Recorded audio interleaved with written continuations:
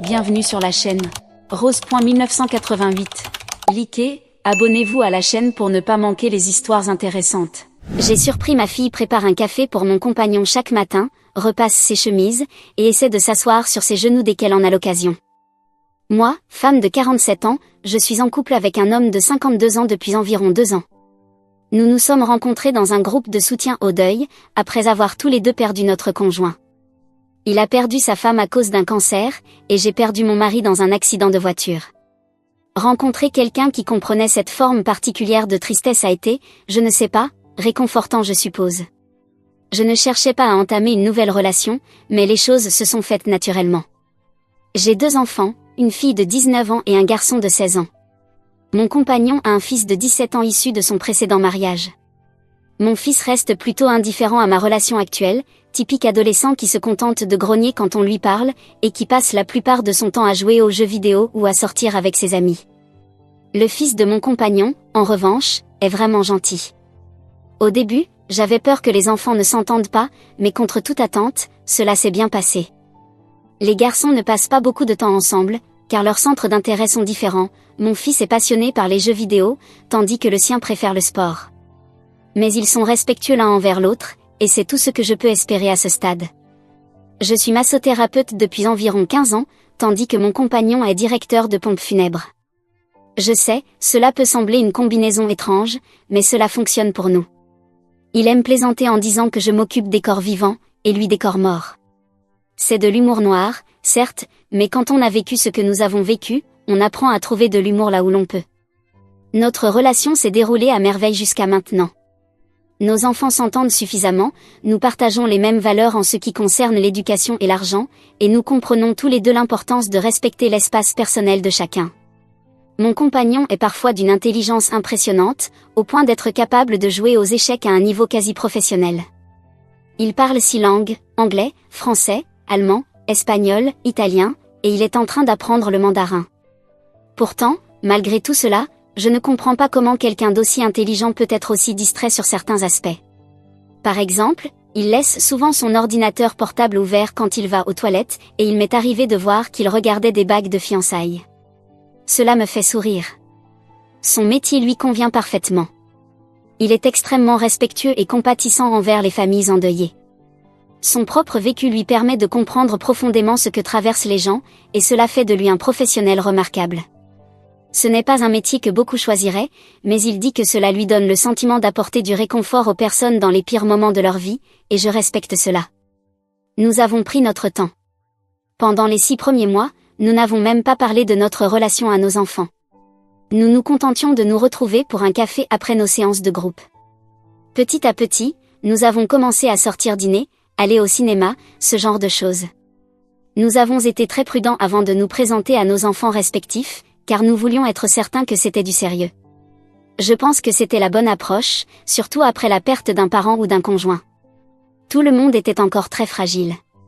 Et c'est à partir de là que les choses ont commencé à devenir étranges, ce qui m'amène à écrire ici. Ma fille adore littéralement mon compagnon. Lorsque nous avons commencé à sortir officiellement ensemble et que je les ai présentés, j'ai été réellement surprise de voir à quel point le courant est passé rapidement entre eux. Elle est d'un naturel très timide, et elle avait été profondément affectée par la mort de son père. Pendant des mois, elle n'a presque parlé à personne. Même avant ce drame, elle était toujours très proche de son père, une vraie fille à papa, et notre relation mère-fille était souvent tendue pendant ces années d'adolescence. Mais avec mon compagnon, elle s'est mise à parler et à sourire à nouveau en quelques minutes à peine. Je n'ai pas voulu trop y réfléchir au début, car j'étais simplement soulagée de la voir sortir de son isolement. Cependant, avec le temps, j'ai commencé à remarquer certaines choses qui me mettaient mal à l'aise. Pour commencer, cette année à la Saint-Valentin, il m'a offert un magnifique bouquet de fleurs, ce que j'attendais. Mais il a aussi offert une rose à ma fille. Elle l'a toujours, suspendue à l'envers dans sa chambre pour la faire sécher. Sur le moment, j'ai trouvé cela attendrissant, une belle manière de l'inclure dans la fête. Mais avec du recul, cela me semble étrange. Qui offre un cadeau de Saint-Valentin à la fille de sa petite amie ? J'en ai parlé à une amie, de manière informelle. Elle m'a dit que c'était une attention délicate, mais le ton de sa voix laissait entendre qu'elle trouvait cela bizarre elle aussi. Puis, il y a la routine du matin. Ma fille se lève tôt chaque jour pour lui préparer un café latte avant qu'il parte au travail. Elle met même un réveil exprès pour cela. Elle n'a jamais fait ce genre de choses pour son propre père, et elle ne le fait certainement pas pour moi. Je lui ai dit une fois, c'est vraiment gentil de ta part de lui préparer un café. Elle a simplement haussé les épaules en répondant qu'il travaillait dur et qu'il le méritait. Le soir, lorsqu'il rentre du travail, elle l'attend dans la cuisine avec une bière et un sandwich. On dirait une scène sortie tout droit d'un manuel de femme au foyer des années 50. Parfois, elle guette même son arrivée par la fenêtre. Un jour, je suis rentrée à la maison et je l'ai trouvée dans la buanderie en train de repasser soigneusement ses chemises de travail. Quand je lui ai demandé ce qu'elle faisait, elle m'a répondu que ses chemises étaient froissées, et qu'elle savait qu'il aimait être bien présenté. Pourtant, il fait nettoyer ses vêtements au pressing, ils n'ont pas besoin d'être repassés. Ce qui m'a vraiment mise en colère, c'est lorsqu'elle lui a offert une chaise de bureau ergonomique et coûteuse, avec des rouleaux de massage intégrés, pour son bureau à domicile. Je suis masseuse, c'est littéralement mon métier. Je suis parfaitement capable de soulager ses douleurs dorsales avec mes propres mains. Je n'ai absolument pas besoin d'être remplacée par une chaise, aussi perfectionnée soit-elle. Je n'ai pas pu m'empêcher mais j'avais l'impression qu'elle essayait, d'une manière ou d'une autre, de me surpasser. Quand je lui ai posé la question, elle s'est contentée de répondre « Oh, mais comme ça, il peut être confortablement installé quand il travaille à la maison. » J'avais envie de hurler. Est-ce qu'elle se rend compte du prix de ses fauteuils? Elle a dépensé presque toutes ses économies, issues de son petit boulot à mi-temps, pour lui acheter ça. Qui fait une chose pareille pour le compagnon de sa mère? Et ce n'est pas la seule chose. Elle rit toujours un peu trop fort à ses blagues, même les plus idiotes. Elle s'est soudainement intéressée à la musique classique simplement parce qu'il a dit, une fois, qu'il aimait Mozart. Elle a téléchargé toute une série de playlists de musique classique, et depuis, elle n'écoute plus que ça. Jamais auparavant elle n'avait montré le moindre intérêt pour ce genre musical. Il y a aussi eu ce moment où elle lui a préparé un gâteau d'anniversaire entièrement fait maison, alors que j'avais déjà commandé son gâteau préféré chez le pâtissier. Elle est restée éveillée toute la nuit pour le cuisiner, et elle était si fière quand elle le lui a présenté. Je me suis sentie vraiment stupide, parce qu'évidemment, il a dû goûter aux deux gâteaux et faire comme s'ils étaient tous les deux délicieux. Toute cette situation ressemblait à une sorte de compétition à laquelle je n'avais jamais voulu participer. Finalement, je l'ai assise en face de moi et je lui ai demandé franchement pourquoi elle faisait tout cela pour lui. Elle m'a simplement dit qu'elle l'aimait bien. J'ai insisté, cherchant plus de détails, et elle a commencé à énumérer, il est gentil, intelligent, drôle, intéressant, il m'écoute quand je parle, et ainsi de suite. Mais ce qui m'a vraiment marqué, c'est quand elle a dit, et j'adore la façon dont il s'habille. C'est là que je dois revenir un peu en arrière. Mon compagnon porte des costumes tous les jours à cause de son travail, de beaux costumes noirs avec cravate. Quand j'ai commencé à sortir avec lui, ma fille l'appelait toujours « l'homme bien habillé ». Elle me posait des questions du genre « Est-ce que tu vas revoir ton homme bien habillé ?» ou « Quand est-ce que je vais rencontrer ton homme bien habillé, maman ?» À l'époque, je pensais que c'était juste sa manière d'exprimer son approbation. Elle a toujours dit qu'elle voulait épouser un homme en costume un jour, alors je me suis dit qu'elle était contente que j'aie trouvé quelqu'un qui corresponde à cette image. Elle s'est même mise à regarder plein de vieux films avec des hommes en costume, des films avec Cary Grant, James Bond, ce genre-là. Elle a changé le fond d'écran de son téléphone pour y mettre une photo de Don Draper, le personnage principal de la série Mad Men. C'était bizarre, mais je n'y ai pas prêté trop d'attention. Aujourd'hui, je commence à me demander s'il n'y a pas plus que ça. Peut-être qu'elle a développé une sorte de béguin pour lui. J'ai essayé de ne pas y penser, parce que rien que d'imaginer cela me met très mal à l'aise, mais les indices commencent à s'accumuler. Il y a quelques mois, nous avons acheté une maison ensemble. C'était une grande étape, et je suis pleinement investie dans cette relation. J'aime cet homme, et je sais qu'il m'aime aussi. Comme je l'ai mentionné plus tôt, je suis presque certaine qu'il envisage de me demander en mariage, vu ce que j'ai vu dans l'historique de son navigateur. Sérieusement, comment quelqu'un d'aussi intelligent peut-il être aussi mauvais pour cacher ses traces? La maison est agréable, pas immense, mais assez grande pour nous accueillir tous. Ma fille et mon fils ont chacun leur propre chambre, et il y a une chambre d'amis pour le fils de mon compagnon, qui vit principalement avec sa mère mais vient un week-end sur 2. Nous avons lentement commencé à nous approprier l'endroit, peinture, nouveaux meubles, et ainsi de suite. Mon compagnon et moi partageons bien sûr la chambre principale. Peu après notre emménagement, ma fille a commencé à trouver toutes sortes de prétextes pour frapper à la porte de notre chambre le soir. Elle posait des questions complètement anodines, qui pouvaient largement attendre le lendemain matin, ou disait qu'elle avait entendu un bruit et voulait vérifier si nous l'avions entendu aussi. Cela devenait tellement fréquent que mon compagnon a plaisanté en disant qu'on devrait mettre un panneau « Ne pas déranger » sur la porte. J'ai ri, mais ça commençait à sérieusement m'agacer. Puis, il y a eu ce jour où elle est, accidentellement, entrée dans la salle de bain pendant qu'il s'y trouvait. Heureusement, il était juste en train de se laver les mains. Mais elle ne s'est même pas excusée ni montrée embarrassée. Elle est restée là quelques instants avant de dire « Oh, pardon » d'un ton qui n'avait rien de sincère. Plus tard, quand j'ai abordé le sujet, elle a affirmé que la porte n'était pas totalement fermée et qu'elle ne savait pas qu'il était là. Mais notre porte de salle de bain coince un peu, il faut la tirer fort pour la fermer. Il est donc évident que quelqu'un était à l'intérieur. Tout cela a atteint son paroxysme hier soir. Nous regardions un film dans le salon, mon compagnon, ma fille et moi. Mon fils était chez un ami pour une soirée jeux vidéo. Ma fille est allée à la cuisine chercher des boissons pour tout le monde. Lorsqu'elle est revenue, elle a tendu sa bière à mon compagnon, puis a essayé de s'asseoir sur ses genoux. J'insiste sur « essayer », parce que mon compagnon l'a immédiatement repoussée et lui a dit, d'un ton extrêmement sec, que ce qu'elle venait de faire était totalement inapproprié. Ils étaient tous les deux choqués, lui par son geste, et elle par sa réaction.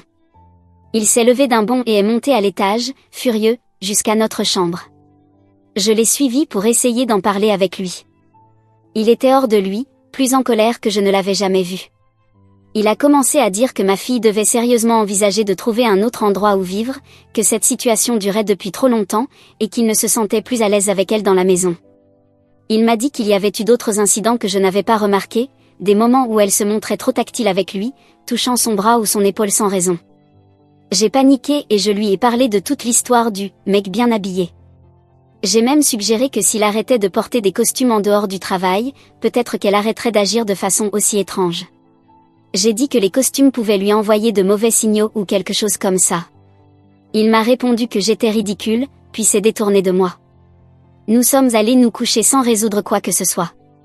Ce matin, j'ai essayé de lui préparer le petit déjeuner comme un geste de paix, mais il est simplement parti, en disant qu'il irait manger chez McDonald's. Depuis le parking, il m'a envoyé un message, « Nous devons avoir une conversation sérieuse quand je rentrerai. » Je ne sais plus quoi penser ni quoi faire. Je ne veux pas le perdre, mais je ne veux pas non plus que ma fille se fasse expulser. Je sais que suggérer qu'il change sa façon de s'habiller était une idée stupide, mais j'étais désespérée et c'est sorti tout seul. Est-ce que je suis la méchante dans cette histoire? Est-ce que j'aurais dû remarquer ce comportement étrange plus tôt? Et maintenant, qu'est-ce que je suis censée faire? Mon téléphone n'a cessé de vibrer avec des notifications, merci à tous ceux qui ont commenté, même ceux qui m'ont qualifiée de mauvaise femme. Je mérite probablement cela. Beaucoup d'entre vous ont sauté à des conclusions assez sauvages. Non, mon petit ami ne couche pas avec ma fille. Non, il ne l'a pas manipulée. Et pour ceux qui disent que je suis dans le déni, eh bien, vous aviez en partie raison, mais pas de la manière dont vous pensez. Avant d'entrer dans ce qui s'est passé, je veux répondre à certains commentaires. Oui, je me rends compte maintenant que suggérer qu'il change sa manière de s'habiller était une chose stupide à dire. J'étais paniquée et cela a juste sorti tout seul. Et à la personne qui a demandé pourquoi je n'avais pas confronté ma fille plus tôt, je suppose que j'espérais que ce n'était qu'une phase ou quelque chose comme ça. Je ne sais pas, j'ai merdé. Bref, mon petit ami est rentré à la maison et nous avons eu notre conversation sérieuse. Il s'avère qu'il y avait beaucoup de choses que je ne savais pas, en fait, toute une histoire chaotique. Mon petit ami m'a montré plusieurs messages troublants que ma fille lui avait envoyés ces derniers mois. Rien de sexuel ou de propositionnel explicitement, mais des choses étranges comme « tu me manques » envoyé à 2 heures du matin, ou « tu es réveillé » suivi de messages comme « je n'arrive pas à dormir » et « j'aimerais avoir quelqu'un à qui parler ». Il y avait aussi des messages comme « tu es bien aujourd'hui » ou « merci de m'avoir écouté hier, personne ne me comprend comme toi ». Il m'a montré comment il avait toujours répondu de manière appropriée, par des phrases comme « tu devrais essayer de dormir » ou « je suis content que nous ayons pu parler, mais souviens-toi que ta mère est toujours là pour toi aussi ». Il n'a jamais encouragé quoi que ce soit d'inapproprié, ce qui m'a soulagée, mais ce n'était même pas la pire partie. Apparemment, ma fille lui avait confié une amitié très proche qu'elle avait eue avec son entraîneur de basket juste après la mort de son père, selon ce que m'a dit mon petit ami. Cette amitié était extrêmement inappropriée et impliquait probablement une forme de manipulation ou d'abus. L'entraîneur avait dans la trentaine, et il lui envoyait des messages à toute heure, la conduisait à la maison après les entraînements, et lui accordait une attention particulière. Elle avait 17 ans à l'époque, donc techniquement encore mineure. Mon petit ami a gardé ce secret parce que ma fille lui avait supplié de ne pas me le dire, et il ne voulait pas briser sa confiance alors qu'elle était déjà vulnérable. J'ai été extrêmement blessée en entendant tout cela. Je veux dire, je suis sa mère, j'aurais dû être celle à qui elle se confiait, mais en même temps, je comprends pourquoi elle a peut-être préféré parler à quelqu'un d'autre, surtout à une figure masculine en qui elle avait confiance. Et je comprends pourquoi mon petit ami ne m'a rien dit, il était dans une situation impossible, briser sa confiance alors qu'elle était enfin en train de s'ouvrir à quelqu'un ou me cacher quelque chose d'important. D'après mon petit ami, ma fille l'a traité comme un thérapeute privé pendant des mois. Il a dit qu'il pensait que tous les gestes qu'elle faisait, comme lui préparer du café, lui offrir une bière, ou lui acheter cette chaise, étaient simplement sa manière de montrer sa gratitude pour lui avoir prêté une oreille attentive. Il ne se rendait pas compte qu'elle avait peut-être développé des sentiments inappropriés jusqu'à l'incident du fait de s'asseoir sur ses genoux. Il a dit qu'il aurait dû voir les signes plus tôt, mais qu'il essayait tellement de rester une figure de soutien dans sa vie qu'il a raté les signaux d'alerte. À mesure que nous parlions, d'autres choses ont commencé à avoir du sens, comme le fait qu'elle trouvait toujours des moyens de se retrouver seule avec lui pour discuter, en lui proposant de l'aider dans le jardin ou en lui posant des questions sur son travail quand je n'étais pas là. Il m'a dit qu'il pensait qu'elle voulait simplement apprendre à le connaître, mais maintenant, il réalise qu'elle créait des occasions de passer du temps seul avec lui. Il s'est excusé d'avoir immédiatement envisagé de la faire partir et a admis qu'il avait réagi sous le choc et l'inconfort. Il a dit qu'il ne voulait pas qu'elle parte, mais qu'il pensait qu'il fallait que nous établissions des limites strictes et peut-être lui apporter de l'aide professionnelle. Je me suis aussi excusée pour mes commentaires stupides sur ses costumes. C'était une remarque faite par déni et panique, et je me sens idiote d'avoir suggéré quelque chose d'aussi ridicule. Bien sûr, ces vêtements ne sont pas le problème. Je me raccrochais à n'importe quoi, parce que je ne voulais pas faire face au véritable problème. Après avoir parlé avec mon petit ami pendant ce qui m'a semblé être des heures, j'ai pris ma fille et je l'ai assise pour une conversation extrêmement inconfortable mais nécessaire sur les limites. Elle s'était cachée dans sa chambre depuis l'incident, n'en sortant que lorsqu'elle pensait que personne ne serait là. Dès que j'ai évoqué l'incident des genoux, elle a éclaté en sanglots et s'est excusée encore et encore. Elle jurait qu'elle ne voulait pas dire ou faire quelque chose de bizarre, qu'elle se sentait juste à l'aise avec lui. Je lui ai demandé directement si elle avait des sentiments pour lui, et elle est devenue défensive, en disant « Burke, non, c'est dégoûtant, il est vieux ». Mais son visage était écarlate, et elle ne pouvait pas me regarder dans les yeux. Je lui ai expliqué que, peu importe ses intentions, s'asseoir sur les genoux d'un homme adulte à son âge était inapproprié, surtout quand cet homme est le petit ami de sa mère. Je lui ai dit que certains de ses autres comportements nous mettaient aussi mal à l'aise, mais elle ne cessait de pleurer et de dire qu'elle était désolée. Je ne lui ai pas dit que je savais pour l'entraîneur de basket, car je ne voulais pas qu'elle se sente trahie par mon petit ami. J'espère qu'un professionnel pourra l'aider à en parler dans un cadre plus contrôlé, car oui, la thérapie est au programme. J'aurais dû insister sur cela dès la mort de son père, mais mes enfants m'ont dit qu'ils n'en voulaient pas, et je ne voulais pas leur imposer cela. C'était clairement une erreur. Quand j'ai suggéré la thérapie, elle a semblé soulagée. Elle m'a avoué qu'elle avait des problèmes pour dormir et pensait clairement depuis la mort de son père. Elle a dit que parler à mon petit ami l'aidait, car il comprenait des choses d'une manière que les autres ne pouvaient pas. Je lui ai expliqué que je comprenais cette connexion, mais qu'il y a des limites à respecter. Elle a hoché la tête et accepté de suivre une thérapie. Je lui ai demandé à propos des costumes, par curiosité. Elle a eu un regard rêveur et a répondu « Papa ne s'habillait jamais bien, il était toujours en t-shirt et jean. Je trouve juste que les hommes en costume, je ne sais pas, ça leur donne l'air plus, je ne sais pas, plus organisé, comme s'ils avaient leur vie en main. » C'était en fait assez triste à entendre. Elle a cherché quelqu'un pour remplacer son père, et l'apparence professionnelle de mon petit ami lui a donné une fausse idée de sécurité, ou quelque chose comme ça.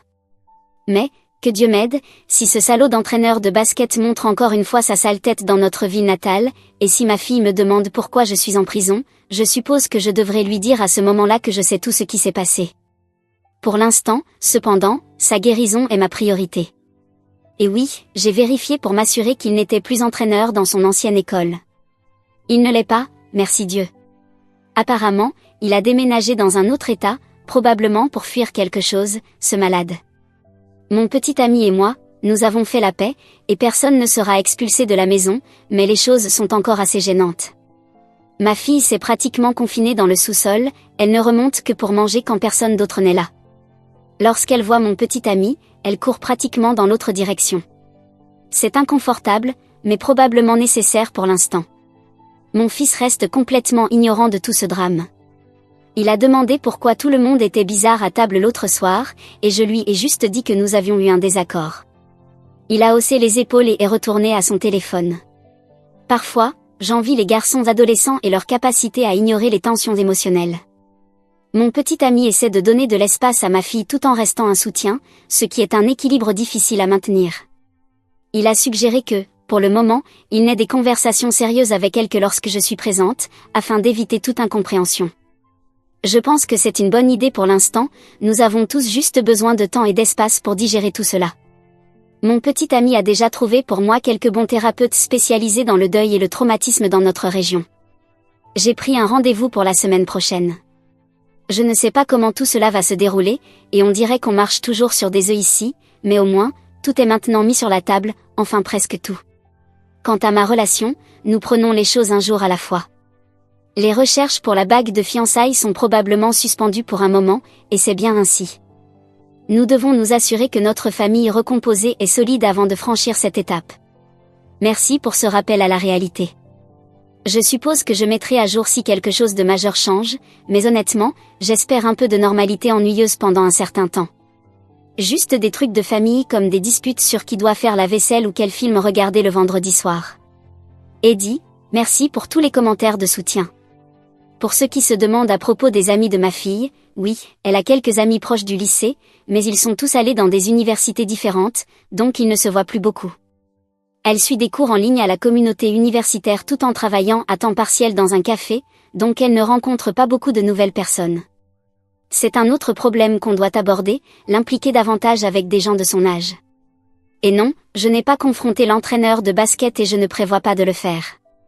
Autant j'aimerais le détruire, autant mon objectif doit être la guérison de ma fille pour l'instant. Peut-être qu'un jour, quand elle sera prête, nous pourrons parler de porter plainte, mais je ne vais pas la forcer à le faire avant qu'elle ne soit prête à y faire face. Et merci à la personne qui a suggéré les soirées jeux en famille comme moyen de détendre l'atmosphère. Nous avons essayé cela hier soir, juste un simple jeu de cartes, et c'était toujours gênant, mais mieux que tout le monde qui s'évitait. Pas à pas, je suppose.